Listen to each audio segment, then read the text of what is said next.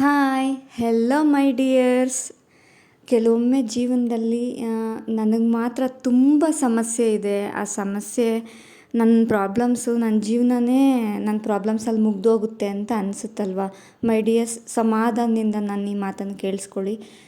ಏನಂದರೆ ನಾವು ಅಂದ್ಕೊಳ್ತೇವೆ ನಮಗೆ ಮಾತ್ರ ಪ್ರಾಬ್ಲಮ್ಸ್ ಇದೆ, ಜಗತ್ತಿನಲ್ಲಿ ಈ ಪ್ರಪಂಚದಲ್ಲಿ ಎಲ್ಲರೂ ಚೆನ್ನಾಗಿದ್ದಾರೆ, ನಮಗೆ ಮಾತ್ರ ಬರೀ ನೋವು, ಕಷ್ಟ, ದುಃಖ, ಕಣ್ಣೀರು ಇದೆಲ್ಲ ನಮಗೆ ಮಾತ್ರನೇ ಇದೆ ಅನ್ನೋ ಒಂದು ಭ್ರಮೆಯಲ್ಲಿ ನಾವಿರ್ತೀವಿ. ಆದರೆ ನಿಜ ವಾಸ್ತವ ಸತ್ಯವನ್ನು ಅರ್ಥ ಮಾಡ್ಕೊಳ್ಳಿ. ಏನಂದರೆ ಆ ಒಂದು ಭ್ರಮೆಯಿಂದ ಹೊರಗಡೆ ಬನ್ನಿ. ನಿಮ್ಮ 100% ಭಾಗ ಸಮಸ್ಯೆಗಳು ಬಗೆಹರಿಯುತ್ತೆ. ಅಂದರೆ ನನಗೆ ಮಾತ್ರ ಸಮಸ್ಯೆ ಇದೆ, ಬೇರೆಲ್ಲರೂ ಚೆನ್ನಾಗಿದ್ದಾರೆ, ಆ ಒಂದು ಭ್ರಮೆಯಿಂದ ಹೊರಗಡೆ ಬನ್ನಿ ಆಯಿತಾ. ನನಗೆ ಮಾತ್ರ ಪ್ರಾಬ್ಲಮ್ಸ್ ಇದೆ ಅನ್ನೋ ಒಂದು ಮೈಂಡ್ಸೆಟ್ಟನ್ನು ಕಿತ್ತು ಬಿಸಾಕಿ. ಯಾಕಂದರೆ ಪ್ರಾಬ್ಲಮ್ಸು ಪ್ರತಿಯೊಬ್ಬ ವ್ಯಕ್ತಿಗೂ ಖಂಡಿತ ಇರುತ್ತೆ.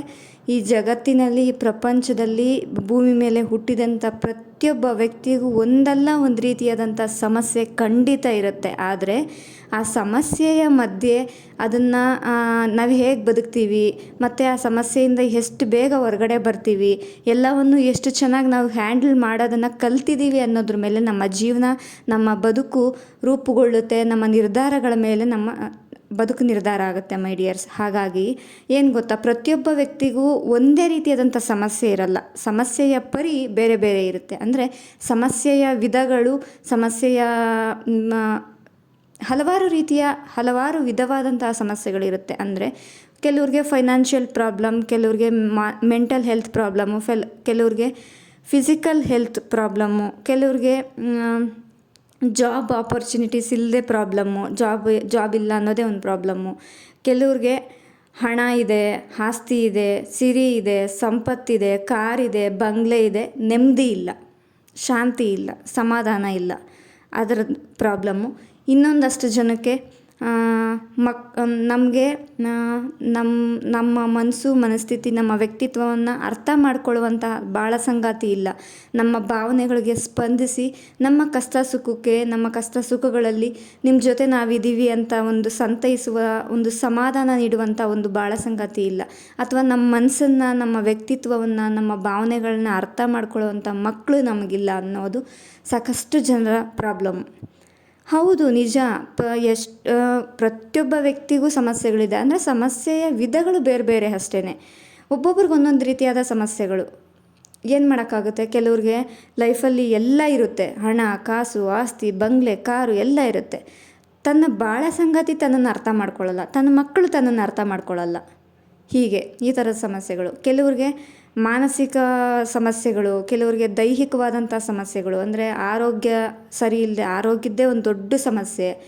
ಇನ್ನು ಕೆಲವ್ರಿಗೆ ಮಾನಸಿಕವಾಗಿ ನೆಮ್ಮದಿ ಇರಲ್ಲ ಅನ್ನೋದೇ ಒಂದು ದೊಡ್ಡ ಸಮಸ್ಯೆ. ಹೀಗೆ ಪ್ರತಿಯೊಬ್ಬ ವ್ಯಕ್ತಿಗೂ ಈ ಭೂಮಿ ಮೇಲೆ ಹುಟ್ಟಿದ ತಕ್ಷಣ ಒಂದು ಸಮಸ್ಯೆ ಖಂಡಿತ ಇರುತ್ತೆ. ಆ ಸಮಸ್ಯೆಯಿಂದ ನಾವು ಎಷ್ಟು ಬೇಗ ಹೊರಗಡೆ ಬರ್ತೀವಿ, ಅಷ್ಟೆಲ್ಲ ಸಮಸ್ಯೆಗಳನ್ನು ಎಷ್ಟು ಚೆನ್ನಾಗಿ ನಾವು ಹ್ಯಾಂಡಲ್ ಮಾಡ್ತೀವಿ, ಅದರಿಂದ ಎಷ್ಟು ಚೆನ್ನಾಗಿ ಹೊರಗಡೆ ಬರ್ತೀವಿ ಅನ್ನೋದು ಒಂದು ಟಾಸ್ಕ್ ಅಷ್ಟೇ.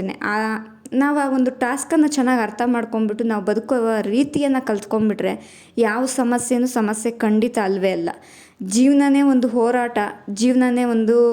ಹೋರಾಟ ಅಂದಮೇಲೆ ಭೂಮಿಗೆ ಬಂದಿದ್ದೀವಿ. ಆ ನಾವು ಒಂದು ಕಲ್ಲನ್ನು ಕಣ್ಣಿನ ತುಂಬ ಹತ್ರಕ್ಕೆ ಇಟ್ಕೊಂಡು ನೋಡಿದಾಗ ಆ ಕಲ್ಲು ನಮಗೆ ತುಂಬ ದೊಡ್ಡದಾಗಿ ಕಾಣೋದಕ್ಕೆ ಶುರುವಾಗುತ್ತೆ. ಅದೇ ಆ ಕಲ್ಲನ್ನು ನಮ್ಮ ಕಣ್ಣಿನಿಂದ ತುಂಬ ದೂರಕ್ಕಿಟ್ಟು ನೋಡಿದಾಗ ತುಂಬ ಚಿಕ್ಕದಾಗಿ ಕಾಣೋಕ್ಕೆ ಶುರುವಾಗತ್ತೆ ಅಲ್ವಾ. ಹಾಗಾಗಿ ನಾವು ನೋಡುವ ದೃಷ್ಟಿಕೋನದ ಮೇಲೆ ನಿರ್ಧಾರ ಆಗುತ್ತೆ. ಅಂದರೆ ನಾವು ಸಮಸ್ಯೆಯನ್ನು ಎಷ್ಟು ತಲೆಗಿಟ್ಕೊಂಡು, ಎಷ್ಟು ಮನಸ್ಸಿನಲ್ಲಿಟ್ಕೊಂಡು ನೋಡ್ತೀವಿ, ಎಷ್ಟು ಯೋಚನೆ ಮಾಡ್ತೀವಿ, ಎಷ್ಟು ಕೊರಗ್ತೀವಿ ಅನ್ನೋ ಇದ್ರ ಮೇಲೆ ಇದಾಗತ್ತೆ. ಅಂದರೆ ಏನಂದರೆ ನಾವು ಎಷ್ಟು ಕೊರಗ್ತೀವಿ, ಎಷ್ಟು ಯೋಚನೆ ಮಾಡ್ತೀವಿ, ಎಷ್ಟು ಯೋಚನೆ ಮಾಡ್ತೀವಿ, ಅದ್ರ ಬಿಟ್ಟು ನಾವು ಸ್ವಲ್ಪ ಅದರಿಂದ ಹೊರಗಡೆ ಬಂದು ನಾವು ನಮ್ಮ ಕೆಲಸ, ನಮ್ಮ ಬದುಕೋದಕ್ಕೆ ಶುರು ಮಾಡಬೇಕು. ಸಮಸ್ಯೆಗಳ ಬಗ್ಗೆನೇ ಯೋಚನೆ ಮಾಡೋ ಬದಲು ಆ ಸಮಸ್ಯೆಗಳನ್ನ ಬಿಟ್ಟು ಹೊರಗಡೆ ಬರಬೇಕು. ಯಾಕಂದರೆ ನಾವು ಎಷ್ಟು ಸಮಸ್ಯೆ ಬಗ್ಗೆ ಯೋಚನೆ ಮಾಡ್ತೀವಿ, ಅದು ಸಮಸ್ಯೆ ದೊಡ್ಡದಾಗ್ತಾ ಹೋಗುತ್ತೆ ಅಲ್ವಾ. ಈಗ ಒಂದು ಬೆಟ್ಟದ ಮೇಲೆ ಕೂತು ಒಂದೊಂದೇ ಕಲ್ಲು ಕೆಳಕ್ಕೆ ಎಸಿತಾ ಇದ್ದರೆ ಆ ಬೆಟ್ಟ ಕೂಡ ಕರಗೋಗುತ್ತಲ್ವಾ. ಇವಾಗ ತುಂಬ ಎತ್ತರವಾದ ಬೆಟ್ಟ, ಅದೇ ಹತ್ತಕ್ಕೆ ಆಗಲ್ಲ ಅಂತ ಅಂದಾಗ ಅದು ನಾವು ದಿನ ದಿನ ದಿನ ದಿನ ಒಂದೊಂದು ಸ್ಟೆಪ್ ಹತ್ಕೊಂಡು ವರ್ಷಾನುಗಟ್ಲೆ ತಿಂಗಳಾನುಗಟ್ಲೆ ಹತ್ತಿದ್ರೆ ಆ ಬೆಟ್ಟದ ತುದಿ ಮೇಲೆ ಹೋಗಿ ನಾವು ನಿಂತಿರ್ತೀವಿ ಅಲ್ವಾ. ಹಾಗೆ ನಾವು ಹೇಗಿರ್ತೀವಿ, ಹೇಗೆ ನೋಡ್ತೀವಿ ಅನ್ನೋದ್ರ ಮೇಲೆ ಜೀವನ ನಿರ್ಧಾರ ಆಗುತ್ತೆ. ನೀವು ಬರೀ ಸಮಸ್ಯೆಗಳ ಕಡೆನೇ ಫೋಕಸ್ ಮಾಡಿದಷ್ಟು ಆ ಸಮಸ್ಯೆಗಳು ಜಾಸ್ತಿ ಆಗ್ತಾ ಹೋಗುತ್ತೆ. ಆ ಸಮಸ್ಯೆ ಬಿಟ್ಟು ಪರಿಹಾರದ ಕಡೆ ಯೋಚನೆ ಮಾಡಿ, ಅದನ್ನು ಬಿಟ್ಟು ಹೊರಗಿನ ಬದುಕನ್ನು, ವಿಶಾಲ ದೃಷ್ಟಿಕೋನವನ್ನು ಬೆಳೆಸ್ಕೊಳ್ಳಿ, ವಿಶಾಲವಾದ ಹೃದಯವನ್ನು ಬೆಳೆಸ್ಕೊಳ್ಳಿ. ನಿಮ್ಮ ದೃಷ್ಟಿಕೋನವನ್ನು ಬದಲಿಸಿ ಆ ಸಮಸ್ಯೆಗಳನ್ನು ಬದಿಗಿಟ್ಟು ಸ್ವಲ್ಪ ಹೊರಗಡೆ ಬನ್ನಿ. ಧೈರ್ಯವಾಗಿ, ನಂಬಿಕೆಯಿಂದ, ಆತ್ಮಸ್ಥೈರ್ಯದಿಂದ ನಾನು ಗೆಲ್ತೀನಿ, ನಾನು ಕೆಲಸ ಮಾಡ್ತೀನಿ, ನನ್ನ ದುಡಿಮೆಯನ್ನು ನಾನು ಮಾಡ್ತೀನಿ, ನನ್ನ ಬದುಕನ್ನು ನಾನು ಕಟ್ಕೊತೀನಿ, ಯಾರಿದ್ದರೂ ಯಾರಿಲ್ಲದೆ ಇದ್ದರೂ ನನ್ನ ಜೀವನವನ್ನು ನಾನು ನಡೆಸ್ತೀನಿ ಅಂತ ನಿಮಗೆ ನೀವೇ ಎಲ್ಲ ಆಗಿ ದುಡಿಯೋದಕ್ಕೆ ಪ್ರಾರಂಭ ಮಾಡಿ. ಸತ್ಯ ಹಾಗೂ ಧರ್ಮದ ಹಾದಿಯಲ್ಲಿ ನಿಷ್ಠೆಯಿಂದ ಪ್ರಾಮಾಣಿಕವಾಗಿ ಕೆಲಸ ಮಾಡೋದಕ್ಕೆ ಶುರು ಮಾಡಿ. ಯಾವ ಸಮಸ್ಯೆ ನಿಮ್ಮನ್ನು ಕಾಡುತ್ತೆ ನೋಡೋಣ. ನೀವು ಸ್ಟ್ರಾಂಗ್ ಆಗಿರಿ, ನಾನು ಹೊರಗಡೆ ಬರ್ತೀನಿ, ನನ್ನ ಕೈಲಿ ಆಗುತ್ತೆ, ಯಾಕಾಗಲ್ಲ ಅಂತ ನೀವು ಡಿಸೈಡ್ ಆಗಿ ಸ್ಟ್ರಾಂಗ್ ಆಗಿ. ಯಾಕಾಗಲ್ಲ, ಖಂಡಿತ ಸಾಧ್ಯ ಇದೆ ರೀ. ನಾವು ಮೆಂಟಲಿ ಸ್ಟ್ರಾಂಗ್ ಇರಬೇಕು, ಫಿಸಿಕಲಿ ಸ್ಟ್ರಾಂಗ್ ಇರಬೇಕು, ನಾವು ಗಟ್ಟಿಯಾಗಿರಬೇಕು.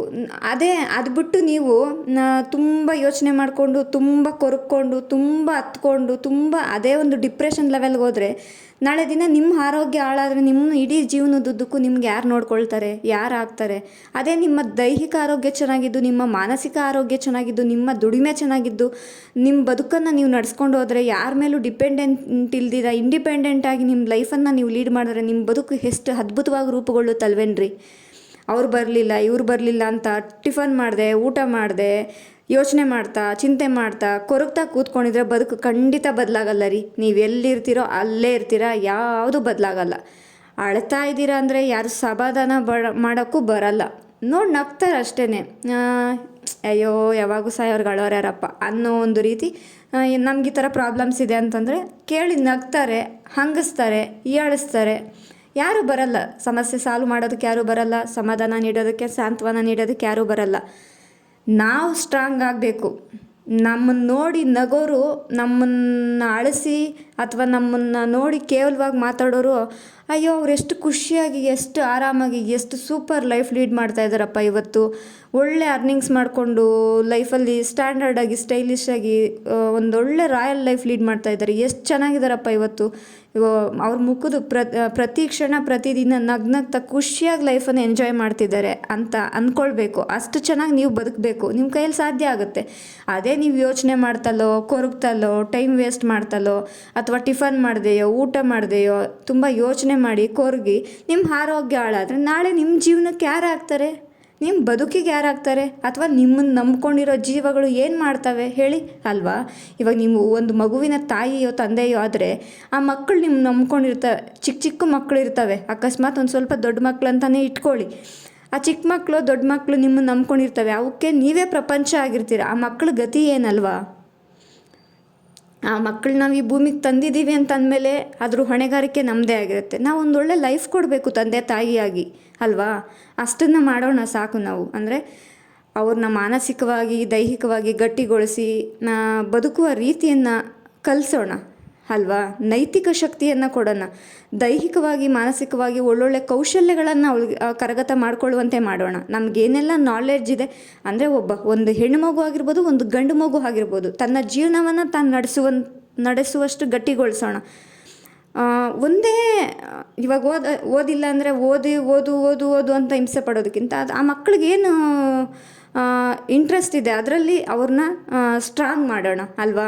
ಮೈ ಡಿಯರ್ಸ್, ನಮ್ಮ ಚಾನಲನ್ನು ಲೈಕ್ ಮಾಡಿ, ಶೇರ್ ಮಾಡಿ, ಸಪೋರ್ಟ್ ಮಾಡಿ, ಸಬ್ಸ್ಕ್ರೈಬ್ ಮಾಡ್ಕೊಳ್ಳಿ. ಸಬ್ಸ್ಕ್ರೈಬ್ ಮಾಡ್ಕೊಳ್ಳದೆ ನೋಡ್ತಾ ಇರೋರು ಪ್ಲೀಸ್ ದಯವಿಟ್ಟು ಸಬ್ಸ್ಕ್ರೈಬ್ ಮಾಡ್ಕೊಂಡು ನೋಡಿ. ಹಾಗೆಯೇ ಸಾಕಷ್ಟು ಜನರಿಗೆ ಶೇರ್ ಮಾಡಿ, ಒಳ್ಳೆ ಕಾಮೆಂಟ್ಸ್ ಮಾಡಿ, ಲೈಕ್ಸ್ ಕೊಡಿ, ಸಬ್ಸ್ಕ್ರೈಬ್ ಆಗೋದು ಮರಿಬೇಡಿ.